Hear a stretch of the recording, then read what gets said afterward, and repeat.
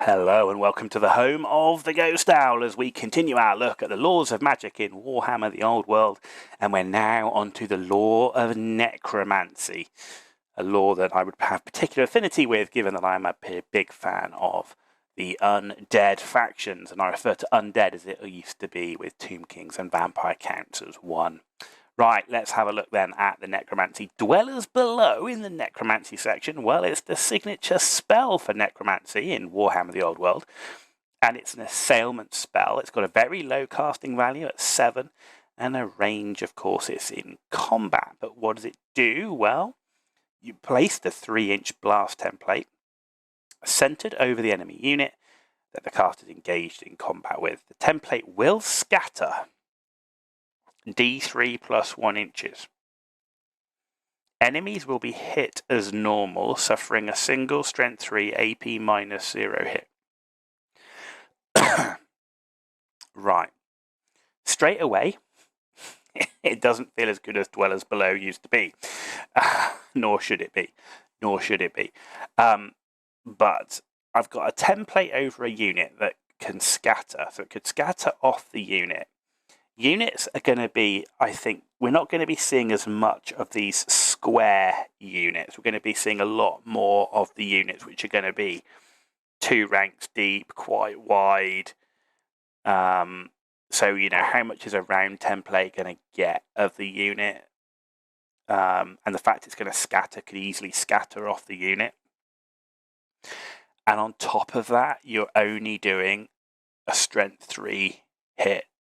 It's automatically hitting, obviously, models with their base fully under the template, 4+ if their base is partial. But strength 3, AP 0, that's not particularly good damage. I know it's a low casting value, but the fact the template scatters, the fact that it's a strength 3 and it's AP 0 feels very, very underwhelming as a signature spell. Again, it's not like it doesn't have any value, but it just feels underwhelming. Like, you know, in terms of how much it's actually going to do, especially given that your wizard is going to have to be in combat to cast it. I wouldn't want to get my wizard in combat specifically to cast this spell, I can tell you. Okay, let's hope for better. Okay, Necromancy. First up, Deathly Cabal. Okay, an enchantment, casting value of 10, it's on yourself. So until your next start of turn subphase, the caster and any unit they have joined gains a 6+ ward save against all non-magical wounds. Okay. In addition, the unit gains fear. If the unit already caused fear, they gain terror. So fear and terror are actually not bad. So when I first look at this, I go 10+ casting value. You have to cast it on yourself, so on your unit, so you don't have the flexibility. I mean, a lot of other spells we've seen give a 5+ ward save, and you can pick any unit that's within the range of the wizard. It doesn't have to be on the wizard. And some of them give extra benefits as well. This one's a 6+ ward save and gains fear, and it's only a ward save against non-magical. I feel like the casting values are a touch high.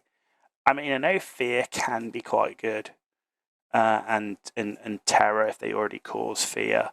But it's the fact it's only a 6+ ward save, not a 5+, and it's only against non-magical wounds, not against everything.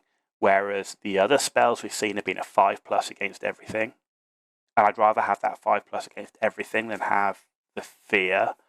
Like if this had been a 5+ against non-magical wounds, and given the fear, I think 10+ would have been okay as a casting value. I think given it's only a 6+, and it's only non-magical, and yes, you gain fear, I think this should be a 9+ casting value, personally. So again, I feel it's a little lackluster.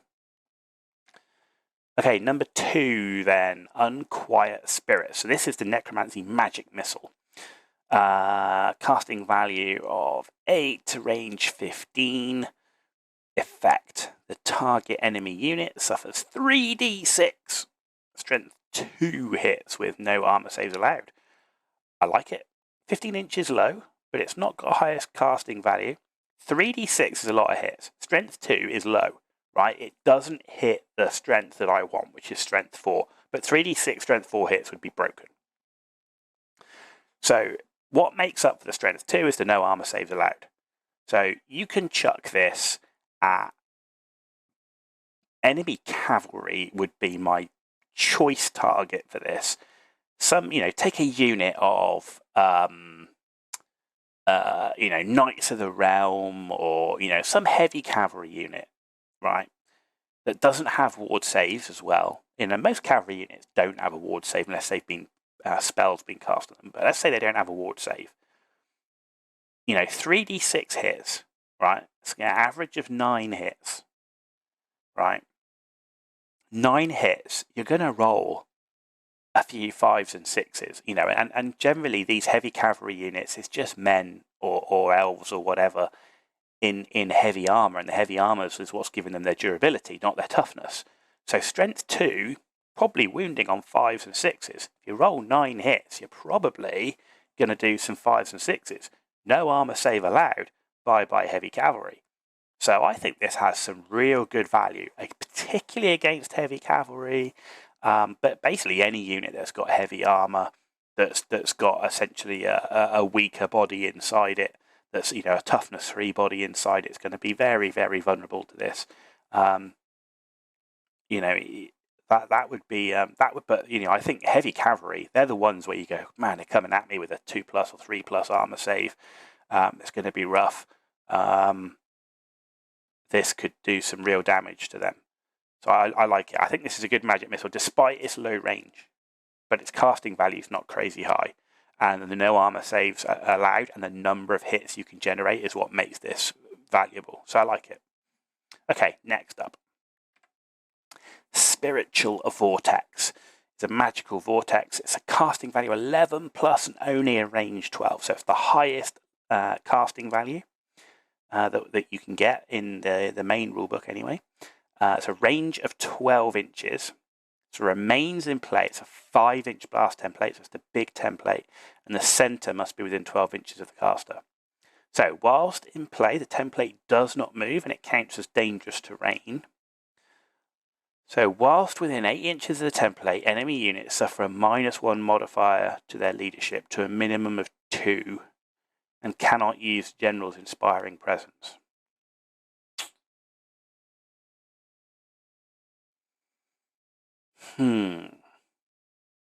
So given its necromancy, I'm guessing, you're guessing that a lot of the units that might be using this, or a lot of the units in the army that might be using this would cause fear.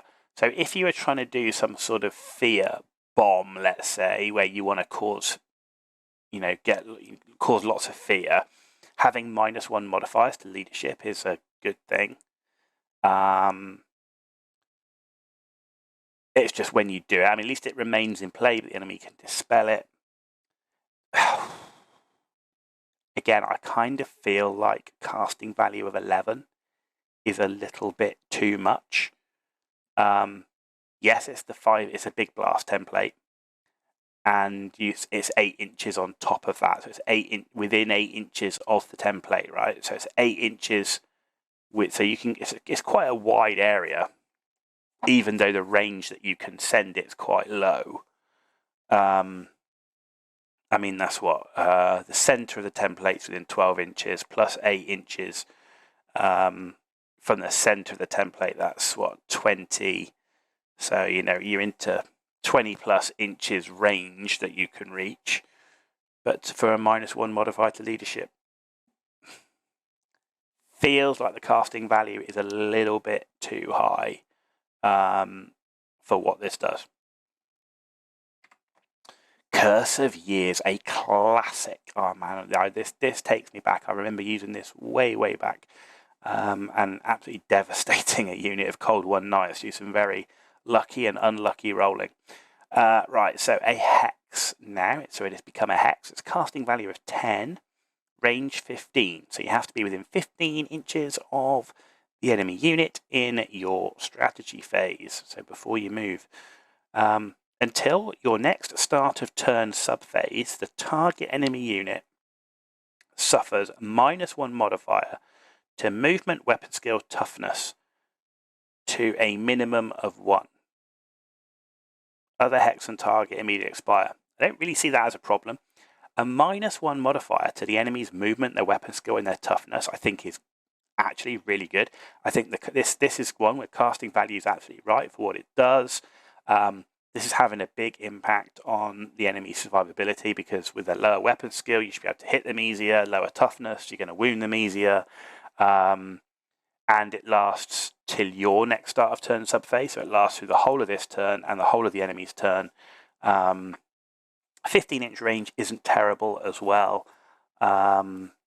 Yes, I mean, it's within 15 inches before you move, but when you're getting into turn 3 and onwards, in Warhammer The Old World, your wizards are not going to be on the red line or on the edge of the tabletop, I should say, casting spells, right? Because it's just not had the spells, just don't have that range. They're all going to be, right up behind the main line. So you'd like to think that sort of turn 3 onwards, there's going to be at least 1 or 2 enemy units in range of this, where you can have some significant impact. So I quite like this spell.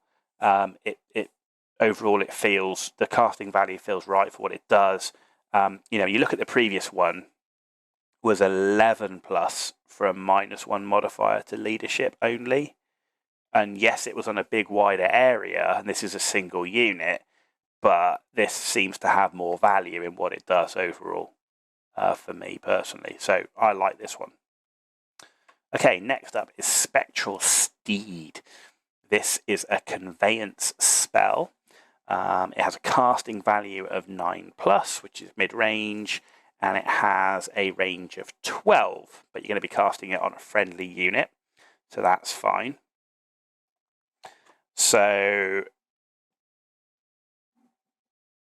if it remains in play, this spell can only target friendly characters whose troop type is infantry. Whilst in play, the targeted character gains Ethereal and Fly 10. Now, giving an infantry character Ethereal and Fly 10 seems pretty good. But let's take a look at how we generally play the game. How many characters are running around on their own that have troop type infantry? I would suggest not many, because any characters who are running around that have troop type infantry are probably running around inside a unit. Giving a character that's inside a unit Ethereal and Fly when the rest of his unit don't have Ethereal and Fly doesn't give you any benefits. So, again, there was another conveyance spell that was similar to this that targeted friendly characters. This would seem to have niche value for a lone wizard that was looking to target himself or target another wizard who is on his own, running around behind the front line and boosting his movement, right? But he's on foot to stick behind stick behind friendly units to block line of sight. So he's kind of this lone wizard on foot, and he's running around behind his own units, but not in those units, so he doesn't get caught up in the combat, but can still cast spells close to the front line. And this gives him that ability to move around. So that would, to me, seem, and because it remains in play, that has that value that he can keep doing that until it's dispelled. And is this going to be something the enemy are going to particularly go after? Maybe not. Depends how much of a nuisance that wizard's been, I guess. But it seems to have quite niche value overall. So it's if you're planning on this, but again, you can't rely on it because you're rolling randomly for the spells. If you're planning on this and hoping you pick up the spell, then I could see the value in it by having this wizard running around. But for other characters, it doesn't seem to have that much value, except in, again, edge cases. Okay, Spirit Leech. Oh my god, another classic spell. Man, I cast this so much when I'm playing Total Warhammer. Let's see what it does in Warhammer The Old World. Right, type is Hex. Casting value is 8. Range is 18. That is a good old range for the Hex. Right, effect is until the end of this turn, the enemy unit suffers a -2 modifier to its leadership to a minimum of 2 and cannot use General's Inspiring Presence. The spell may target enemy unit in combat. Okay, so -2 modifier to leadership is no small amount, right? Even if you've got leadership of 8, -2 to that, leadership of 6. You know, you would consider a leadership of 6 to be a lower end and leadership of 8 to be pretty reasonable. Right, so -2 modifier is not a bad thing. Cannot use General's Inspiring Presence. Very specific situations. Where are you going to get the benefit of this? So, again, you're in Necromancy. So it has more benefit, I think, than initially when you first think about it. So, because if it's in Necromancy, any units that are causing fear and so on, are going to need that leadership, right, to pass these tests. And of course, you know, if you're looking at a unit that's in combat, but then you have to win that combat for the enemy unit to leadership to matter. So, in very specific situations where the combat is absolutely balanced, where you might win by just 1 or 2 combat resolution points, it could become valuable, and a tide turner. And let's say it has value if you're causing lots of fear or terror and stuff like that. And the range of 18 inches does make it quite nice. It gives you more of a chance to put it where you need it. It's not the worst spell. It's not the best.